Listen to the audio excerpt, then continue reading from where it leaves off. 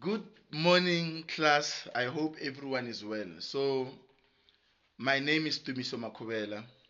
As you already know me as my class, then I'm here to do what we call an I do video demonstration. So, this is according to the requirement of the module teaching practice from my university study. So, what I'm going to do is I'm going to teach you about the two classes of agricultural resources. So to start with, when we say agricultural resources, we are talking about things that come from agriculture or they are of agriculture or maybe they contribute to agriculture taking place being what it is, something like that. So you understand that so far. So we say we have got two classes of agricultural resources. So the two classes of agricultural resources that we have is the primary agricultural resources, and you have the secondary agricultural what? Resources, right? So the primary agricultural resources are things that exist in nature as they are, meaning no human was involved in creating these things. Somehow, for those of you who believe in God, you will say God made them. For some of you who believe in science, you will say soil, things like soil come from weathering of rocks, things like that, right? So, to keep the class interesting, so primary agricultural resources involve things that exist in nature. For example, you have got soil, you have water, you have air, right? You have got natural vegetation. So those are natural resources. They exist in nature as they are. So one could be asking, what do we use these agricultural resources for? These primary resources, what are they used for? We use soil, as you know, for supporting of plant growth. Soil has all the minerals, nutrients that plants need in agriculture. So we also use it as a standpoint to which we are going to establish our farms, right? So soil is what we need in order to even stand. Right now, this house that we are in, this class, this environment that we are in is standing on soil, right? So we also talk about the issue of water. Water being a primary resource also.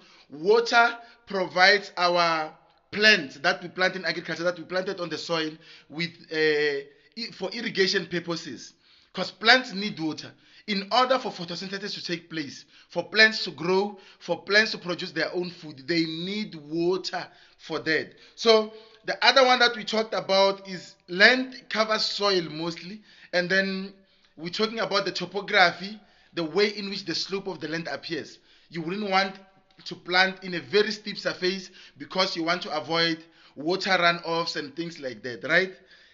Obviously, you understand that we talked about slopes already in class, right?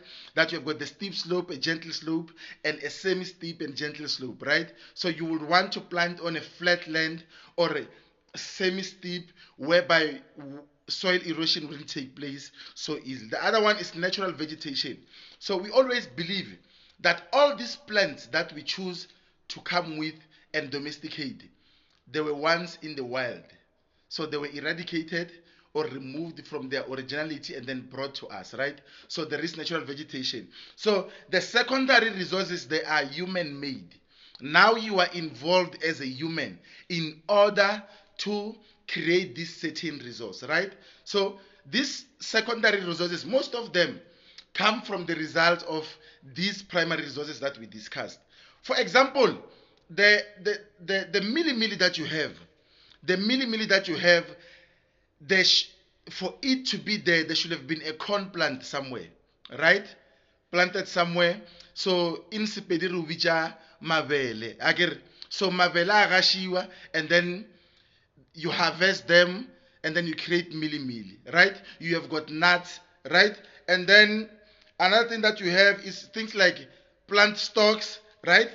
Animal breeding, whereby one has to bring favorable traits from different animals, right? And then you create a certain trait that is preferable to you, something strong and all that. So those will be secondary resources that you had to provide the usage of primary resources in order to get these ones. So overall, those are the two classes of agricultural resources that we have in class that I'm teaching today. Thank you.